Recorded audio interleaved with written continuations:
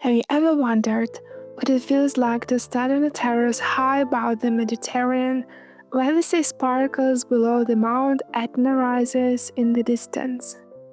A place where ancient ruins still host concerts, where winding lanes lead to quiet chapels, and where beaches appear and disappear with the tide. That place is Taormina, Sicily. In this video, we'll dive deep into what Taormina looks like in 2025. We'll explore prices, discover beaches, learn how to get there, uncover what to see, and consider where to stay. I won't just list facts, instead I'll ask questions that might make you pause, imagine, and picture yourself here. So let's begin our journey. Prices, the cost of life in Taormina. Let's start with everyday. If you walked into a cafe this morning, how much would your coffee cost? A cappuccino is about 1.7, roughly 2 euros. An espresso, a little bit less, 1.2, about 1.4 euros. And lunch. A fast food meal, maybe a mock meal, will be around 9-10 euros. A simple sit-down lunch, 12-14. A 3-course dinner for 2 at a mid-range restaurant, about 50 or 58 euros. Now think about cooking at home. What do groceries cost? Fresh bread, 1.8 euros. A liter of milk, 1.2 again. A dozen of eggs, 2.7 euros. A kilogram of oranges, 2.1 euros. So there is a question: do you prefer tasting Sicily through its markets, picking tomatoes still warm from the sun, or sitting at trattoria where someone else serves you the family recipe? And then there is transport. A taxi starts at about 10-12 euros. Sometimes it's starting about 7 euros, with each kilometer added about 1.7 euros on average. Utilities for an 85 square meter apartment, about 200 a month. Internet, about 30 euros per month. What about rent? Huge question to discuss, but let's talk about average ones.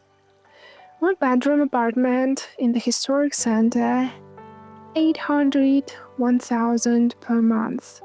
A 3-bedroom, 1,500 to 2,000. Move outside the center and you'll find 1-bedroom, 600 to 800. 3-bedroom, 1,000, 1,500. So, is Taormina expensive, or is it simply priceless? That, of course, depends on what you value most. Beaches, where the sea has its secrets.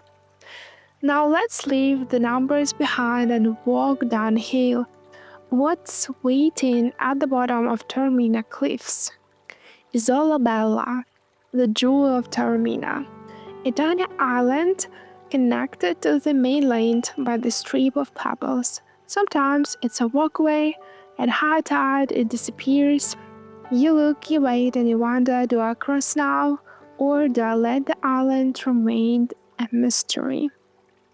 My high recommendation: wear sneakers when you just wanting to walk around at the beach, and 100% buy in advance water shoes. You will not regret it. Crossing in the water without water shoes is a high no, don't do that. And if you ask me, Lucy, are there many places to buy those water shoes? I would say no, buy in advance.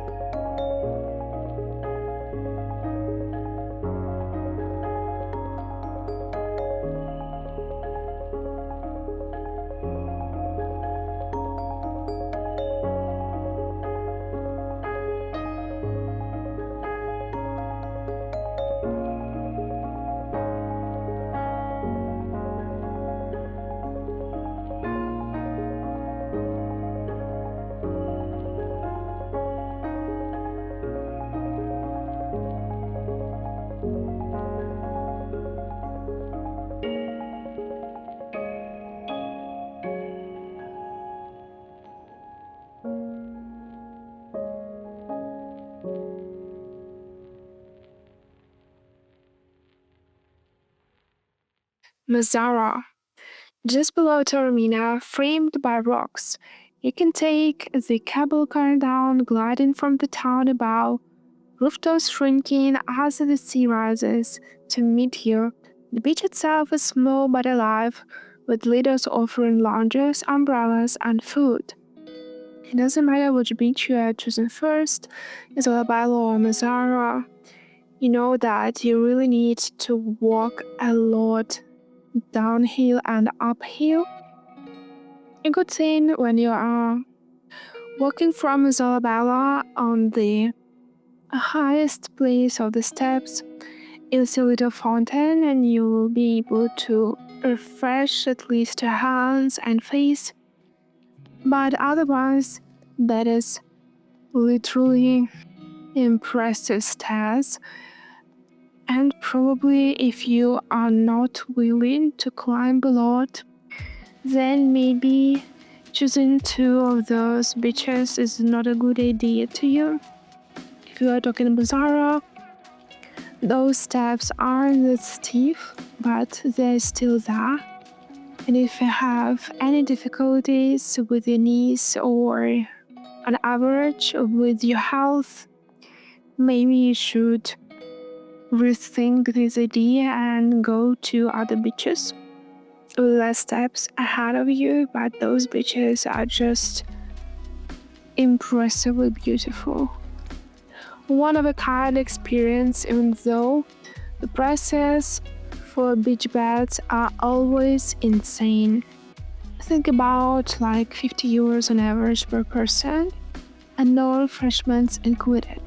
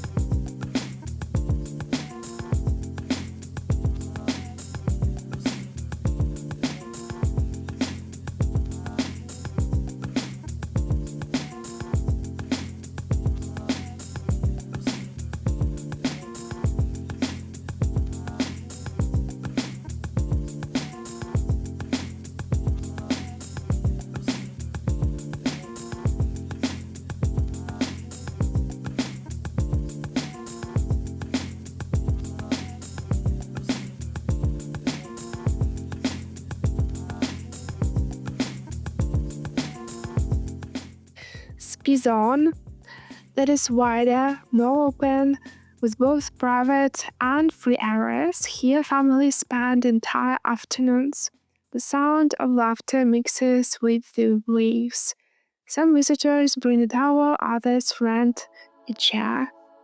A thing which you must understand, this is not exactly Taormina. You really need to take a little ride. It really feels that things are close when you are watching the map, but it is not.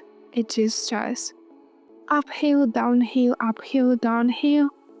and it's quite a ride if you choose going by foot. So don't underestimate Taormina. You will need to have a good health going there. Letojanni, a little further north, a long sandy stretch. It feels different here, less dramatic, more spacious. Locals walk along the shore and fishing boats still return at dusk. Would you choose the raw drama of Taormina's cliffs or the gentle rhythm of a fishing town? Giardini Naxos. To the south of Taormina lies Giardini Naxos, the first Greek colony in Sicily. The beach here is sandy, the vibe casual. To the latter slopes line the promenade. Children run with soccer balls. History whispers in the ruins nearby, but the beach feels everyday approachable. So, which beach calls to you? The hidden, the dramatic, or the relaxed? And before you feel the sand between your toes, you need to arrive. How to reach a town perched high above the sea? Most travelers fly into Catania Fontanarossa Airport. From there, it's about an hour by car or bus. The road along the coast revealing the Ionian Sea again and again. Others come by train. We stop off Taormina Giardini station right at sea level. Then you look up, way up in the town on the cliff. From here, buses and taxis climb the last stretch. Some prefer Palermo further away but connected, and some with time arrive by ferry letting the sea introduce Sicily slowly. So here is the question: would you rather take the fast route and get to arrive, or the slow journey savoring each curve of the coastline? As for me, Taormina was my least favorite place to visit on the journey, and I was never ever expected it to be on the highest place of the hill. I never expected so much stairs, and I mean, those are stairs. I mean, I've never had such experiences, and most unexpected thing for me was those ups and downs.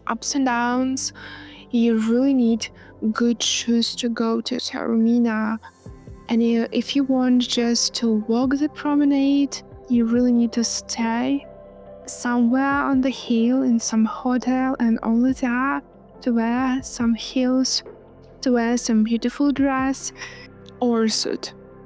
Taormina is really a good place to walk up and down. I came to Taormina by bus. I've never ever thought going down by the train to Taormina Giardini station. I've read that it's a bad idea, and if like 10 people say it's a bad idea, it's a good thing to listen. And it was a great idea because the bus comes way up to the hill. It was literally just, 500 meters or so left to climb to enter the old city of Taormina, and it was the best decision. I advise you to buy tickets to Taormina and from Taormina in advance. The same advice comes from everyone from the bus station, because when it is a busy day, busy hour, it may not be possible to any tickets left to you. So it's a good idea to buy either both tickets from advance or the comeback ticket if you're not staying in Taormina, as I did. It's a good idea to buy it already. At that evening, tickets were left from the tickets office, but it is advised not to be so careless. And the great thing of coming to Taormina by bus is you're really close to funicular, and as I did, I arrived around 11 a.m. to Taormina bus station. Then I went down by funicular. Then you understand how high on the hill Taormina goes. Then I went to two beautiful beaches, spent the most sunniest hours there, relaxing, and when it went a little bit dark, only then I came back by funicular up to the old city and started to exploring this beautiful place, streets, and it was a good hour to find a great place to have dinner. Some may say that Taormina is overrated, underrated. I didn't like Taormina first because everyone was so obsessed with it, and I find it a really bad red flag that something isn't right. But looking back to my trip, I can say that Taormina is one of a kind. It's a beautiful beautiful city, great experiences. And for me, the main thing was that I literally didn't expect those hills, those views. It's not that obvious when you are just watching videos or photos or reading somebody else's experiences in Taormina. That is great because something that you didn't expect, something that was too hard to understand what's going on, those are most precious memories. Even though even in photos, it's not that obvious that the view is that beautiful. This beach is that gorgeous. Only after you realize that was the experience, and that thing I appreciate so much about Taormina and love for you one day to have that experience. And the great story about that folklore, they were a great family, I believe from United Kingdom. They did have 2 beautiful children around 10 years old, and they were just talking about that they did have their honeymoon there in Taormina, probably, I don't remember the exact date, but for example, 15 years ago, and it was so sweet that they came back to Taormina with the kids already to give them a little bit of their own memories of this beautiful city. And I find it the greatest strategy to go to Taormina once and then come back probably in 5 years or even more, because Italy is so gorgeous. There are so many places to visit, and getting back to Sicily is not one big trip at all. You usually need months and months to explore. So what to see beyond the beach? Taormina is not just about the sea, it is also about stories carved in stone. Greek theater. It was built in the 3rd century before Christ, still standing, still alive. Imagine sitting there watching a play or a concert with Mount Etna glowing in the distance and the sea below. The theater is not just ruins, it is a stage that still breathes. Corso Umberto, the main street, boutiques, cafes, jewel terrace, but also hidden corners, artists, courtyards, balconies overflowing with flowers. Do you stroll slowly, or do you let curiosity put you into every single alley? And I have to add, again, that beautiful street also challenges you because there are so good places, cafes and bars and restaurants, and you just have to climb or to go down. And then you understand that after that you would have to climb back. Of course, it is a great thing to have good photographs, but then you understand that you're probably a kid again and you have to explore. Nothing is too obvious. Like every corner and round the corner shows you something new and not that obvious. And that is very cool thing about Taormina.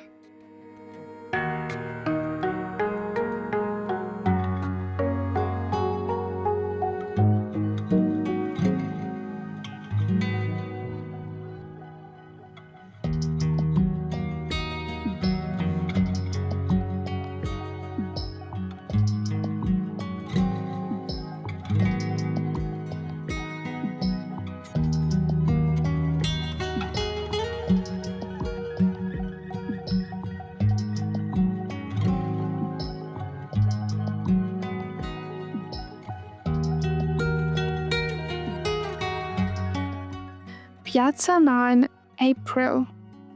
Perhaps the most photographed square, churches on one side, The endless sea on the other, musicians play, couples take photos, and yet, if you stand still for a moment, you might feel as if time itself pauses. I came to that piazza when it was already sunset, and I believe that is the most gorgeous time of the day to be there. You just feel you are almost at top, that you've climbed the highest mountain. It is not, but yet it has this feeling. You just looking back, you see those gorgeous buildings.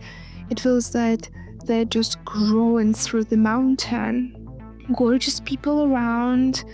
And again, you getting back to your first glance, and there is endless sea, and you're on top of it. Maybe somewhere on the horizon there is a huge liner standing there on the shore, and it just really impresses.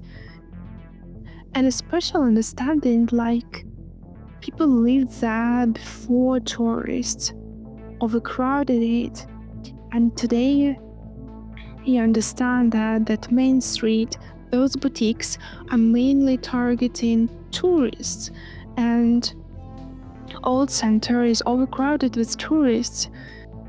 A couple decades ago, like maybe 50 years ago, there were no such amongst of tourists, and couple hundreds years ago, there were no tourists at all, and people lived there, and that was their everyday view. I mean, that is just gorgeous. Walks and trails. For those who climb, there is Madonna della Rocca, a chapel on the hill offering panoramic views. For those who descend, there are steps leading to Isola Bella. Every path leads somewhere unexpected. But you would choose the famous landmarks or the quiet discoveries. Where to stay? Your home in Taormina. After a day of exploring, where do you rest? Hotels here range across budgets. 3-star hotels around 75-87 per night. 4-star hotels about 134-156 euros per night. And 5-star hotels up to 300. What really impressed me is that beautiful hotel on the Mazzarò beach, and the price was around like 2,000 an average. That must be one of a few and one of a kind experiences to put that price there. Stay in the historic center and you'll be surrounded by energy, cafes at your doorstep. Corso Umberto just steps away, church bells in the morning. Stay outside out the center and you'll find villas, apartments, and quieter hotels. Here the nights are softer, the waves more audible. So, do you choose the heart of a town or the calm of the sea? The choice is yours. Now you've seen Taormina in 2025. You know the process from coffee to apartments. You know the beaches from hidden coves to wide sandy shores. You know how to get there, what to see, and where you might stay. The real answer is still waiting. Is Taormina just a holiday destination for you? A place for a weekend escape? Or could it become something more, a place to return to again and again? I can show you the numbers, I can tell you the names, I can even describe the views, but the feeling, that's for you to discover. So, will you come?